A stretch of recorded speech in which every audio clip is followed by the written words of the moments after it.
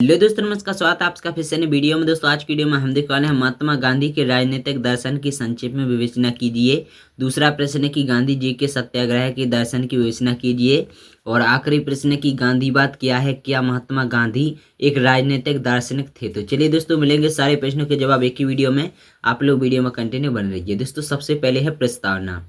दोस्तों महात्मा गांधी जैसा कि उनके नाम से लगता है कि कोई साधु महात्मा नहीं थे, अपितु एक राजनीतिक संत थे। दोस्तों उन्हें महात्मा इसलिए कहा जाता है क्योंकि उनकी राजनीति का आधार अध्यात्म था। और दोस्तों मैकियावलीवाद ने आधुनिक राजनीति को अनैतिकता अनैतिक या दूषित कर दिया था। दोस्तों और राजनीति को कुटिल राजनीति में परिणत कर दिया था। और दोस्तों महात्मा गांधी ने उसे पुनः प्रतिमान प्रदान किए और उन्होंने साध्य और साधन दोनों की पवित्रता पर बल देकर जो विचार दिए, उन राजनीतिक विचारों को गांधीवाद कहा जाता है।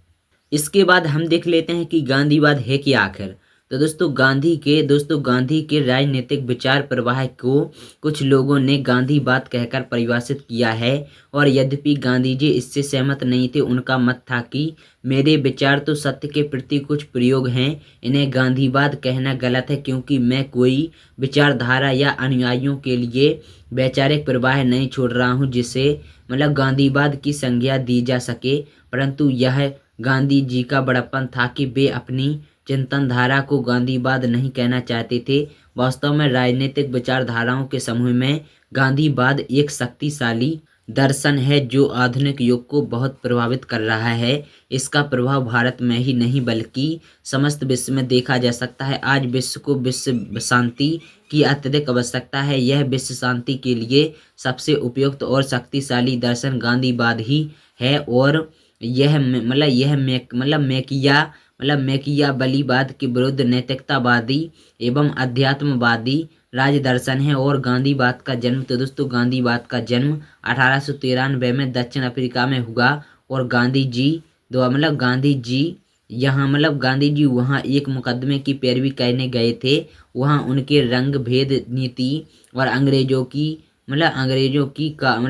भेद की नीति का नग्न रूप देखा और इसके विरुद्ध फेनिक्स आश्रम बनाकर एक संघर्ष छेड़ दिया। सत्याग्रह का जन्म दोस्तों गांधी जी की यह लड़ाई या संघर्ष अहिंसात्मक था। गांधी जी का मत था कि यह सत्य है कि अहिंसात्मक लड़ाई है और इस लड़ाई को उन्होंने सत्याग्रह का नाम दिया। और उन्होंने दक्षिण अफ्रीका में रहकर 21 वर्ष तक सत्य, अहिंसा और सत्याग्रह के अस्त्रों का प्रयोग कर अंत में अंग्रेजों को वहाँ के ऐसे कानून बदलने के लिए बाध्य कर दिया। और इस प्रकार सत्य, अहिंसा और सत्याग्रह के अस्त्र सर्वप्रथम गांधी जी ने दक्षिण अफ्रीका में प्रयोग किए थे। सत्याग्रह का विचार गांधी जी ने थोराय के सिविल डिसओबीडियंस यानी सविनय अवज्ञा के विचार ग्रहण किए थे। 1914 में भारत आने के बाद महात्मा गांधी ने इन्हीं अस्त्रों का प्रयोग भारतीय राजनीति में किया और गांधी जी की उपयुक्त रीति नीति भारत में बड़ी लोकप्रिय हो गई।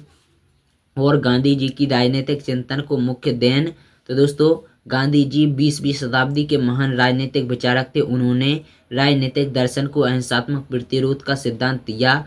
उन्होंने यह सिद्ध कर दिया कि अहिंसात्मक तरीके से बड़े बड़े सामाजिक, आर्थिक, राजनीतिक परिवर्तन लाए जा सकते हैं। और उस समय ब्रिटिश साम्राज्यवाद की जड़ें भारत में बहुत गहरी थी क्योंकि ब्रिटिश साम्राज्य के लिए भारत एक बहुमूल्य रत्न था। ब्रिटेन किसी कीमत पर इसे मुक्त करने के लिए तैयार न था, परंतु उसे महात्मा गांधी के अहिंसात्मक सत्याग्रह के आगे घुटने टेकने पड़े और अंत में 15 अगस्त 1947 को भारत को स्वतंत्र करना पड़ा। इसके बाद है दोस्तों गांधी जी के दर्शन का आधार सत्य, अहिंसा एवं सत्याग्रह।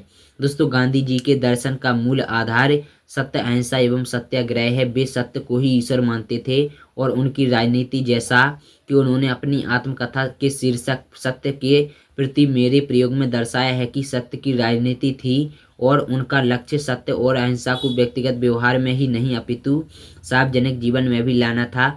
उन्होंने स्वयं जीवन सत्य और अहिंसा में आस्था रखते हुए व्यतीत किया। इस प्रकार उन्होंने राजनीति में आध्यात्मिकता का प्रवेश कराया और अहिंसात्मक राज्य। तो दोस्तों महात्मा गांधी का दृढ़ विश्वास था कि मनुष्य और समाज की स्थिति में रक्त जन्य क्रांति के आधार पर नहीं अपितु हिंसात्मक पद्धति द्वारा ही सुधार लाना संभव है। उनका विश्वास था कि प्रत्येक व्यक्ति में चैतन्य शक्ति होती है और नैतिक भाव द्वारा इस चैतन्य शक्ति को और जागृत करके उसका हृदय परिवर्तन किया जा सकता है। गांधी जी अहिंसा ने आध्यात्मिक बल प्राप्त करते थे और उनका मत था कि अहिंसा में कठोर हृदय को पिघलाने की क्षमता होती है। उनका मत था कि अहिंसा एक महान नैतिक शक्ति अहिंसा में वह शक्ति है कि बड़े बड़े दस्युओं का भी हृदय परिवर्तन कर उन्हें सीधे सही रास्ते पर लाया जा सकता है।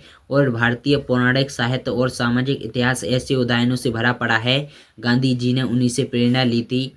और अगर हम लोग बात करें सत्याग्रह की, तो दोस्तों गांधी जी ने बुराई का प्रतिरोध करने के एक नवीन मार्ग का आविष्कार किया और इसका नाम था सत्याग्रह रखा था। और सत्याग्रह की पद्धति गांधी जी की राजनीति की विशेष और अपूर्व देन है। सत्याग्रह का अर्थ सत्य के मार्ग पर डटे रहना है और सत्याग्रह सत्य की विजय हेतु किया जाने वाला आध्यात्मिक और नैतिक संघर्ष है।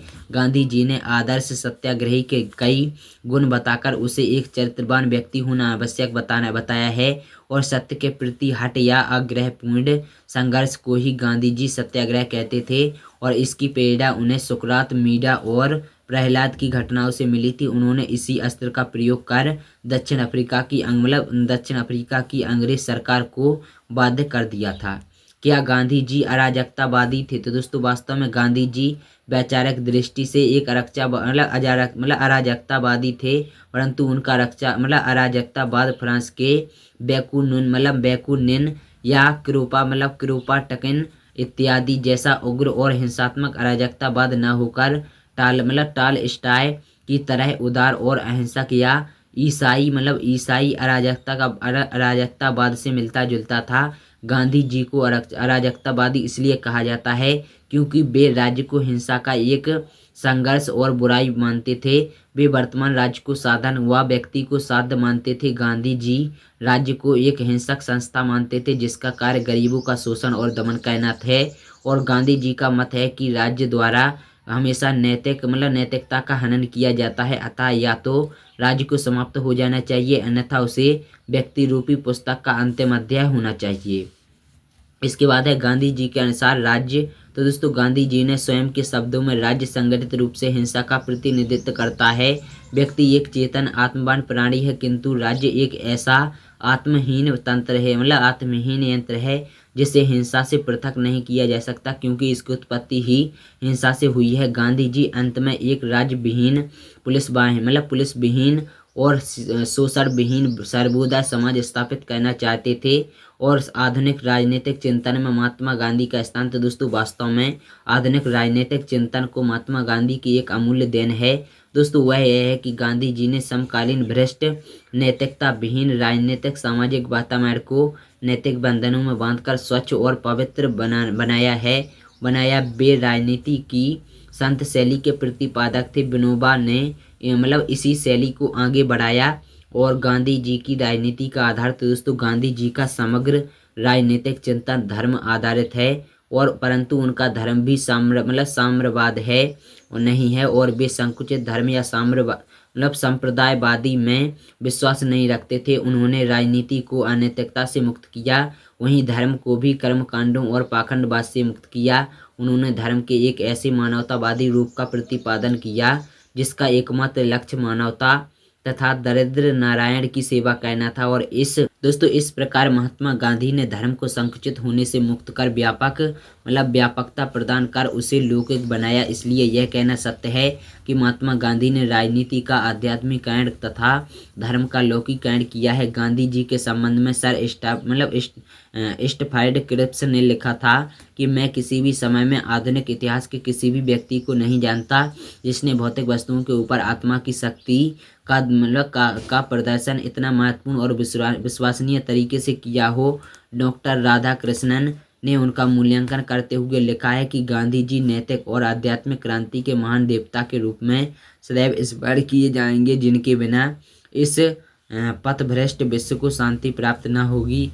और मानव समाज को गांधी जी की दूसरी महत्वपूर्ण देन यह है कि उन्होंने व्यक्ति के महत्व। सभ्यता ने मानव जाति को बहुत अधिक आघात पहुंचाया है और वर्तमान समय में मनुष्य विशाल सामाजिक व राजनीतिक मंच का एक पुर्जा बनकर रह गया है। उन्होंने मानव महत्ता का प्रतिपादन किया और इस बात पर बल दिया कि वास्तविक लोकतंत्र जब तक स्थायी नहीं हो सकता तब तक जनता में इतना नैतिक साहस न हो कि वह सत्ता का दुरुपयोग होने पर राज्य का विरोध कर सके। गांधी जी 20वीं शताब्दी के एक महान राजनीतिक विचारक थे। उनका दर्शन 21वीं शताब्दी के लिए जो भौतिकवादी 63वीं शताब्दी होगी में भी एक प्रकाशक स्तंभ का काम करेगा। इसके अतिरिक्त गांधी जी का यह मत भी महत्वपूर्ण है कि आर्थिक सामाजिक स्वाधीनता के बिना लोकतंत्र का कोई अर्थ सार्थकता नहीं है। वास्तव में गांधी जी महान थे। वे राजनीतिज्ञों में संत तथा संतों में राजनीतिज्ञ थे और उनका मूल्यांकन करते हुए अमेरिकन पादरी हैंस होम्स ने ठीक ही लिखा है कि ईसा मसीह के बाद गांधी जी विश्व का सबसे महान व्यक्ति थे। और उनकी मृत्यु पर आइंस्टीन ने ठीक कहा था कि विश्वास नहीं होता कि 20वीं शताब्दी के कोई हार्ड मास का पुतला ऐसा महान व्यक्ति भी हो सकता है। तो दोस्तों ये था वीडियो। अगर आप लोगों को वीडियो पसंद आया है तो वीडियो को लाइक और शेयर करना, चैनल को सब्सक्राइब कर लेना।